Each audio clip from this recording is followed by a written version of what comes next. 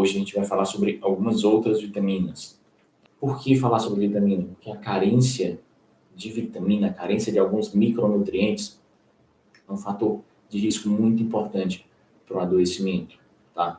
Ele influencia muito no aumento da incidência da morbidade e na mortalidade das crianças. Então, tem que ser um assunto, tem que ser discutido, tem que ser ensinado. E, principalmente, não só para profissional de saúde, tem que ser ensinado também para vocês. Estima-se que a taxa de carência de algum micronutriente, seja ele vitamina, seja ele algum sal mineral, chega a mais de 7% da população. É uma quantidade muito grande de pessoas. Então, verifique-se que a suplementação das vitaminas, desses sais minerais, apresenta como uma opção favorável para os déficits nutricional. Muitas dietas apresentam. Então, uma forma de suprir isso, uma forma de suprir essa deficiência na dieta, é na suplementação de algumas vitaminas e alguns sais minerais. Nutrientes como cegueira, raquitismo, anemia, no caso do ferro, doença hemorrágica, no caso da doença hemorrágica do recém-nascido, no caso da vitamina K, certo? Então, entre várias outras. Hoje a gente vai falar sobre a vitamina D, talvez a principal. Eles precisam trabalhar ativamente buscando casos que têm maior risco, seja por alguma questão mesmo física, fisiológica do organismo dessa pessoa, seja por questões sociais, como, por exemplo, baixas condições socioeconômicas, tá? Maior risco de apresentar desnutrição. Então, os profissionais de saúde precisam fazer uma busca ativa dessas pessoas também. Mas fica tudo muito mais fácil se vocês tiverem conhecimento, se as pessoas, se a sociedade tiver conhecimento sobre esse assunto, tá? Vai facilitar muito a vida do profissional, o que, consequentemente, vai melhorar muito a qualidade de vida. Grávidas e lactantes precisam ir no nutricionista, tá? Claro, além do obstetra, claro, mas tem que ir no nutricionista. Toda criança precisa ser avaliada pelo pediatra e por um nutricionista, tá, pessoal? Sempre que possível.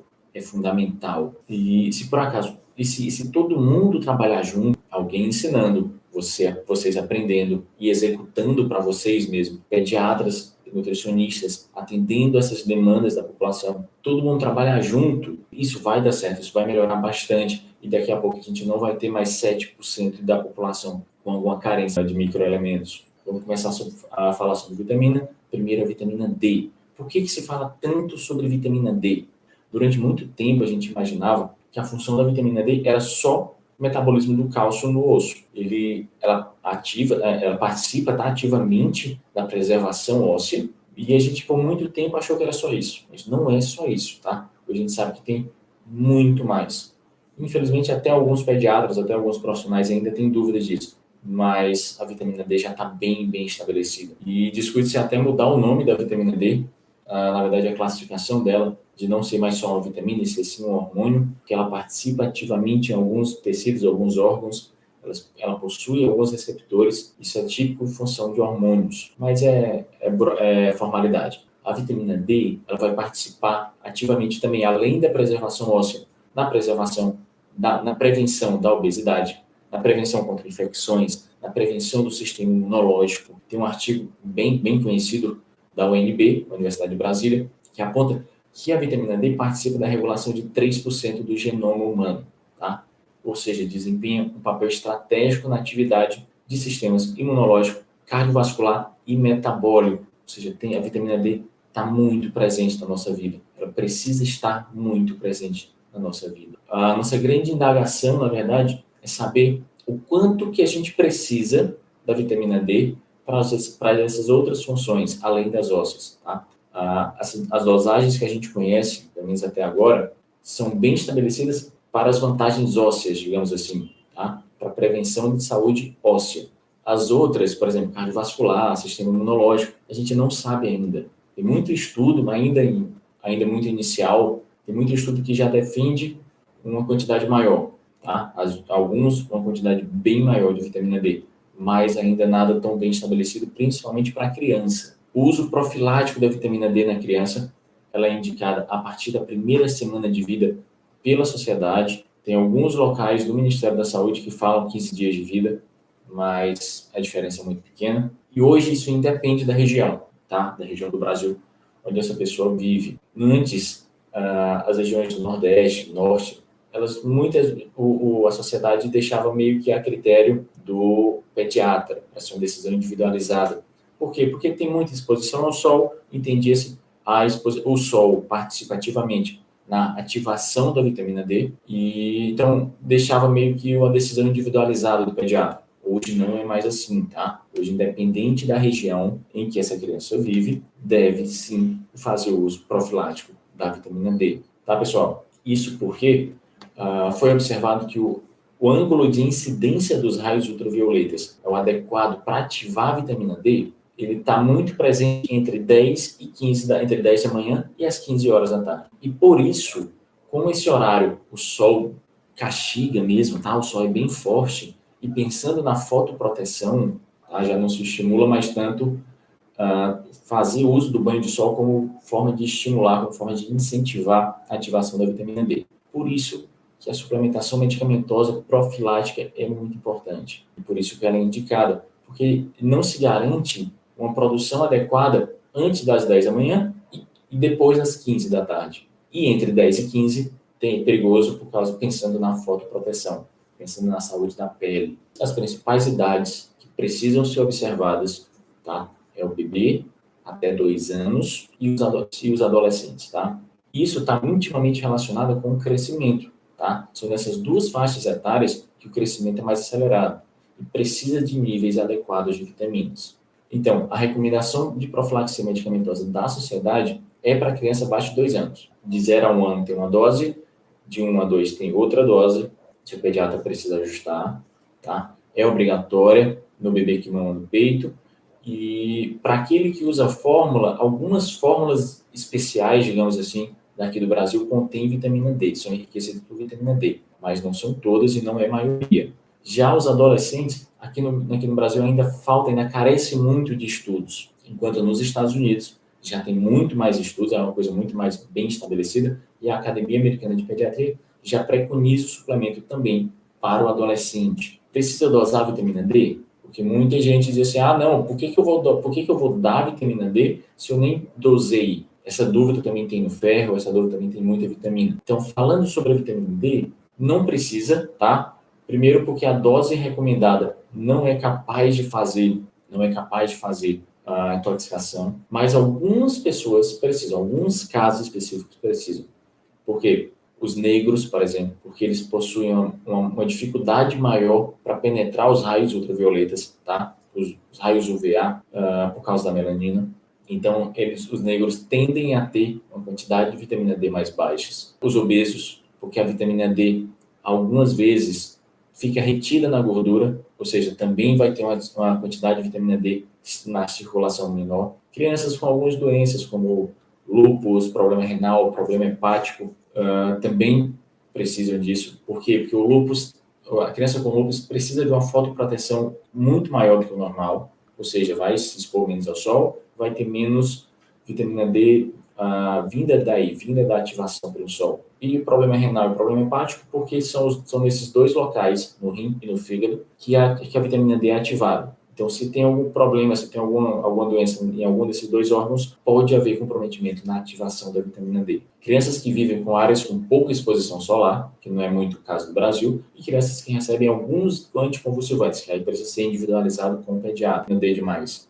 Pensando em ter vitamina D de menos, que talvez tenha que repor ainda mais do que a dose preconizada. Mas para repor uma dose maior do que isso, tem que ser dosado na circulação, tá?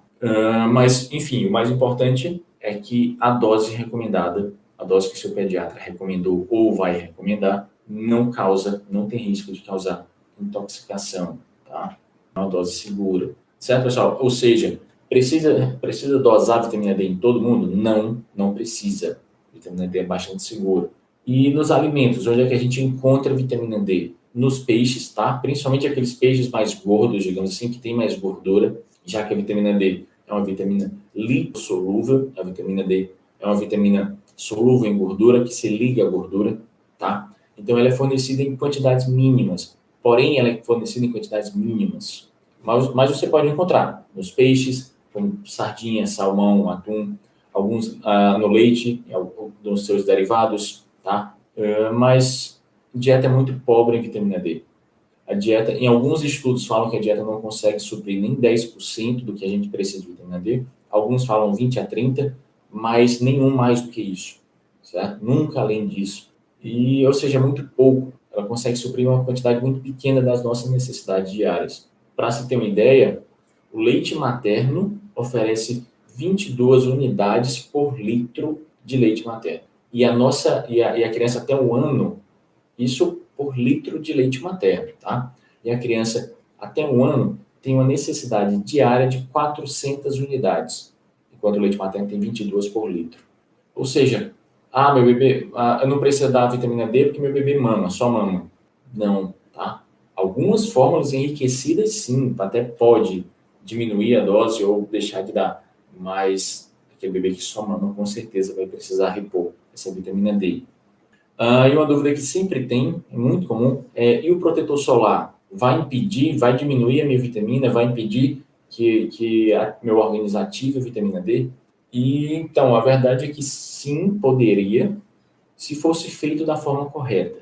Tá? Se a gente aplicasse protetor solar da forma correta, digamos assim, da forma que a Sociedade Americana de Dermatologia recomenda, que é uma quantidade bem grande, tá? Só a título de curiosidade, são 2 gramas por centímetro quadrado de pele. E o que acontece na realidade é que a gente usa uma quantidade muito menor do que isso. E além disso, a gente nunca repõe. Esse uso habitual que a gente faz, o uso normal de protetor solar que a gente faz, não compromete na vitamina D, por isso, porque a gente não faz correto. Então fica esse dilema, na verdade. O quanto que é bom pegar sol, o quanto que é bom se proteger do sol, porque o que parece mais danoso em relação à vitamina D é não ter a vitamina D, é não se expor ao sol, com isso vai diminuir, mas em compensação, isso é danoso. Se você se expor ao sol, isso vai ser danoso para a sua pele, tem risco de envelhecimento precoce da pele, tem risco de câncer de pele. Então, fica esse dilema, tá? Do quanto aumentar de um lado ou diminuir do outro. Então, os níveis de vitamina D da mãe durante a gravidez influenciam alguma coisa? Muito. Então, assim, alguns estudos sugerem que os filhos de mães carentes em vitamina D têm maior probabilidade de desenvolver alergias e doenças respiratórias. Por isso que você precisa, tá?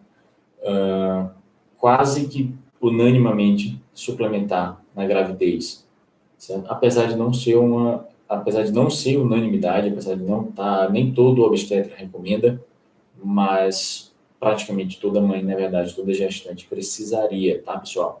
E os Estados Unidos não recomendam a vitamina D, por quê? Primeiro, a dieta lá é diferente, talvez a suplementação materna também seja, e muitos leites lá são enriquecidos por vitamina D. Aqui apenas alguns leites mais especiais, digamos assim. E o excesso de vitamina D é perigoso? Na verdade, o excesso de vitamina D até favorece o surgimento de problema renal, problema ósseo, problemas alérgicos e hepáticos, mas é uma quantidade muito maior, teria que ingerir uma quantidade muito maior do que é o habitual. E dificilmente essa intoxicação vai vir da dieta. Então, a dose recomendada pela sociedade é bastante segura, tá, pessoal? Então, vitamina D, a partir da primeira semana de vida, até fazer 1 ano, daí de 1 a 2 anos, aumenta a dose. Tá? É a mesma dose desde 1 semana de vida até fazer 1 ano, mesma dose. Depois de 1 ano, de 1 a 2, aumenta-se a dose. Tá, pessoal? Então, e o zinco? Vamos falar agora, é um pouquinho mais rápido, as outras duas vitaminas, zinco e ômega 3. O zinco é um dos sais minerais mais abundantes do corpo, tá? E por ser muito abundante, a gente já entende, já supõe que ele deve participar de muita coisa, tá? E é exatamente isso. Esse sal mineral apresenta função primordial em diversos processos biológicos do organismo. Síntese proteica, auxílio no metabolismo do DNA, do RNA, carboidrato, lipídio, enfim, é muita coisa. O zinco é extremamente importante para o organismo. E por que eu nunca escuto falar? Vamos chegar nesse ponto. Ou por que eu escuto falar muito pouco sobre zinco? A gente vai chegar nesse ponto. Eu sei, suas principais fontes de zinco estão na carne bovina, na carne de frango e no peixe, tá? Ou seja, é muito frequente. O consumo é muito grande, tá? Além disso, tem também nos derivados do leite, no camarão, nas ostras, fígado, em alguns grãos, em castanhas, tá?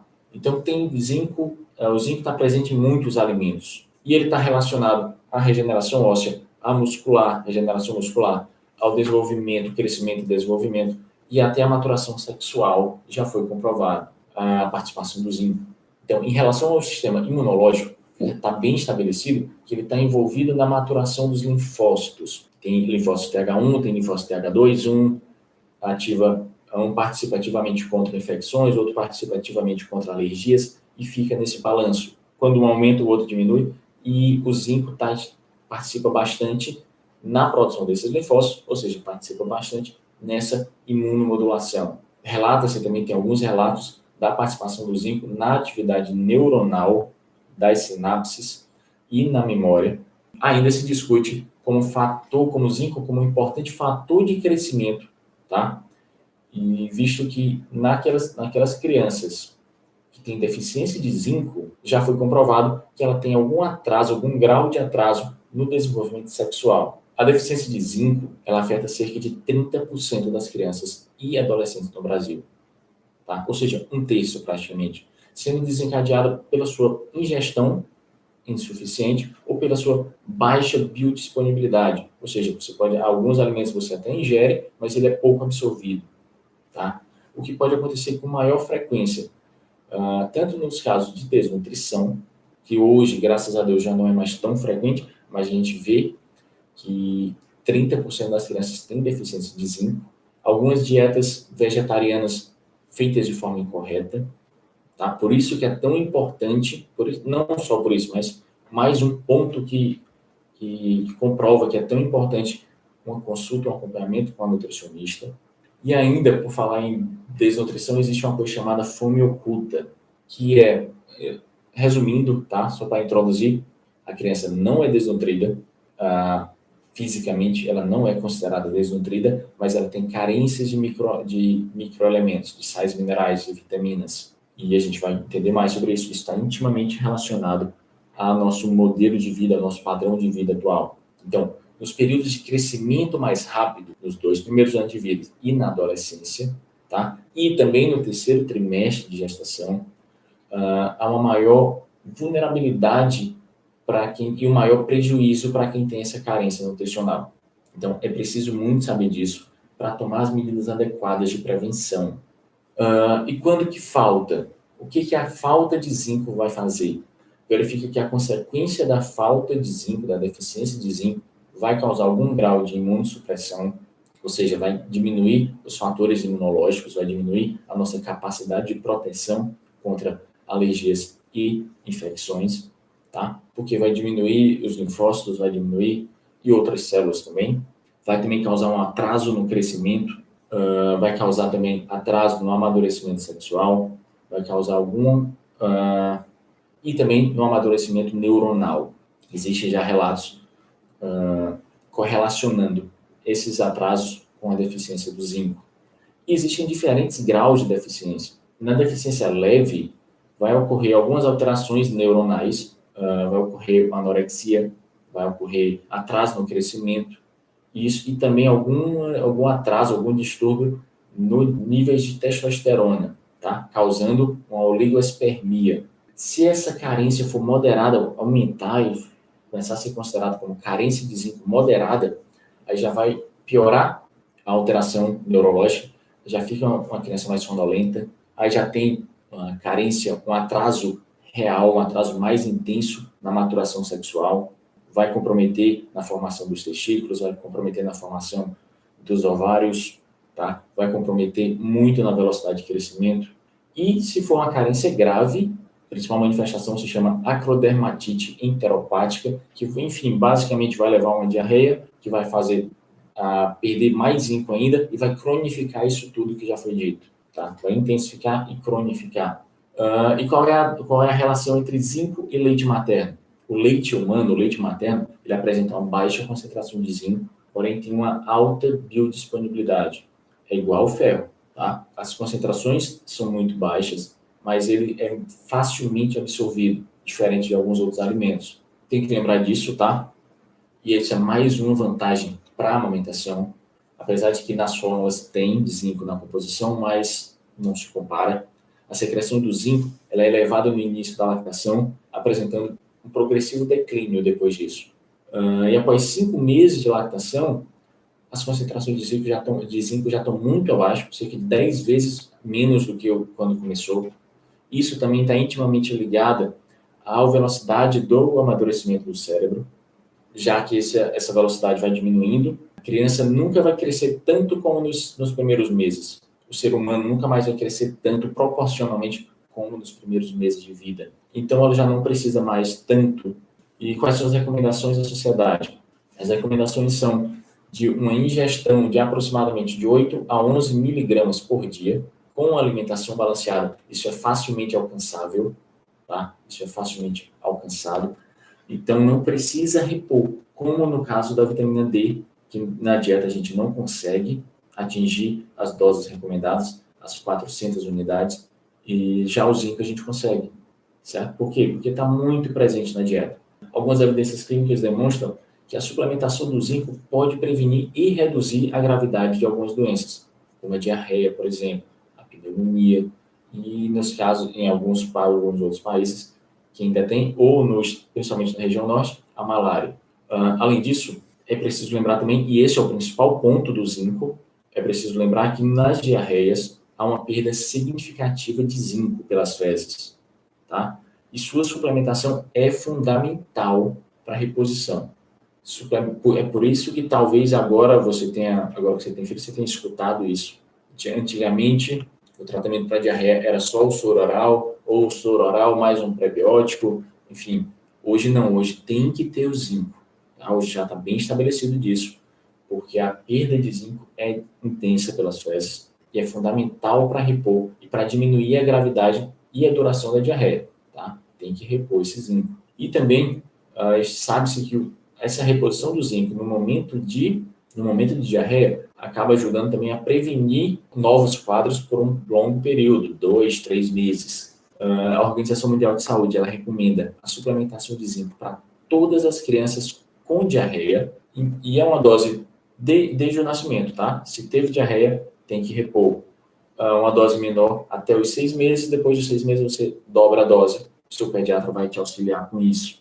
E tem que manter por, no mínimo, 10 a 14 dias de uso do zinco, certo, pessoal? Isso vai causar, essa suplementação já promove um aumento satisfatório no aumento do peso, tá? No ganho de peso, um aumento no ganho de peso e de estatura dessa criança, desse bebê. Então, é comum os bebês que apresentam algum quadro gastrointestinal perder peso muito rápido, ele acaba perdendo zinco pelas fezes de forma muito rápida também. Essa suplementação é extremamente importante para melhorar o quadro da diarreia, para melhorar o ganho de peso, para recuperar o que perdeu, certo? E ressaltando que esses benefícios do zinco, eles são presentes na correção de uma deficiência, tá? Repor zinco, você administrar zinco numa criança num bebê que não precisa, não tem qualquer benefício, certo? Lembrando que uma intoxicação por zinco é bem comum, mas pode acontecer. E, resumindo, diferentemente da vitamina D, uma alimentação balanceada costuma ser o suficiente para você suprir os níveis necessários de zinco. Já a vitamina D não. A vitamina D precisaria de alimentação e exposição ao sol. Como a gente se expõe cada vez menos, alimentação e suplementação. Só vamos suplementar o zinco em casos de diarreia. E ômega 3 e ômega 6. Ômega 3 é, na verdade, um conjunto de gorduras, e a principal é uma gordura chamada ácido docosahexaenoico, tá? Que, obviamente, você não precisa decorar esse nome, pode se chamar carinhosamente de DHA, tá? Agora, DHA, as funções dele é muito importante que você tenha conhecimento. E o ômega 6 é outro conjunto de gorduras, tá? E a principal delas se chama ácido araquidônico, ou carinhosamente chamado de AA. Tanto o ômega 3 quanto o ômega 6, eles são precursores de uma coisa chamada LC-PUFAs. São ácidos graxos poliinsaturados de cadeia longa, tá? Esses LC-PUFAs são extremamente importantes para o organismo. e, inclusive, eles correspondem a 80% das gorduras do leite materno. Vamos ver quais são os benefícios. O principal benefício dessas gorduras é a fonte energética.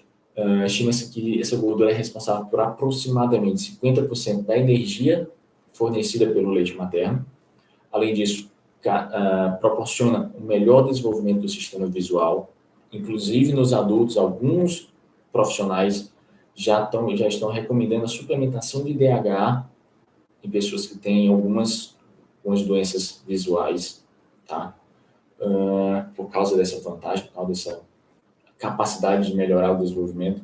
Além disso, também vai ajudar na proteção da imunidade contra vírus e bactérias. Vai também funcionar, essas gorduras vão funcionar como matéria-prima para a produção de alguns hormônios, principalmente testosterona e estrogênio, e também ajuda na absorção de algumas vitaminas, tá? Nós temos vitaminas hidrossolúveis, que são solúveis em água, e as vitaminas lipossolúveis, que são solúveis em gordura. Elas precisam da gordura para ser absorvidas. São as vitaminas A, D, E e K. E também as LC-PUFAs, o DHA, principalmente, está muito relacionado a um melhor desenvolvimento do sistema nervoso central. E que esse talvez seja um grande diferencial, se não o maior diferencial entre o bebê em aleitamento materno exclusivo e o bebê que não mama, que nunca mamou. Porque essa proporção de gorduras é fundamental para um melhor desenvolvimento do sistema nervoso central, certo? Enquanto que nenhuma fórmula infantil ainda, apesar de todos os avanços, nenhuma fórmula infantil ainda conseguiu ser tão boa quanto o leite materno. Lembrando, claro, que existem sim fórmulas, não todas, mas existem sim fórmulas que compõem, que apresentam LC-PUFAs. Então, eu te sugiro, se por acaso o bebê faz uso de fórmulas, eu te sugiro conversar com o pediatra, se esse é o caso, tá? Vai nele e pergunta se na fórmula que ela faz uso, compõe LC-PUFAs. É muito importante isso. Falando sobre os níveis de gordura do bebê, principalmente o DHA, eles aumentam bastante no terceiro trimestre de gestação. Isso é a principal fase, mas também no primeiro mês de vida daquele que está em aleitamento materno exclusivo. Depois disso, o aumento é muito pequeno. Já o bebê que não mama, nunca mamou, ele vai ter esse aumento só dos 3 primeiros meses, só dos 3 últimos meses de gestação, tá? Que é o principal. Mas o aumento do primeiro mês de gestação, de amamentação, ele não vai ter. Ou seja, vai ter uma diferença sim, mas não tão grande, tá? É importante esse aumento de DHA nessa fase? É claro. Mas a diferença não é tão grande assim, certo? Porque sempre tem aquelas mães que dizem que, não, estou me sentindo agora eu estou me sentindo pior porque eu dou fórmula. Claro que aquele bebê que nunca mamou, se não estiver fazendo uso de uma fórmula com LC-PUFA, com DHA, vai sim ter algum prejuízo na quantidade de DHA, certo? Isso é assim como alguns prematuros, já que o principal aumento está no último trimestre, alguns prematuros acabam não se beneficiando tanto desse aumento. E aí tem que ser uma decisão individualizada para o pediatra ver qual fórmula ele vai indicar, qual suplementação ele vai indicar, certo? Suplementação de ômega 3 não é convencional, não se faz para o bebê. Agora, para a mãe, é muito importante que toda gestante seja avaliada, toda mãe que amamenta seja avaliada quanto à necessidade de suplementar ômega 3 e ômega 6. Caso sua dieta não seja o suficiente, muitas vezes não é, às vezes a dieta da mãe não é o suficiente, então ela precisa sim suplementar, praticamente todas as vezes. Fique com Deus.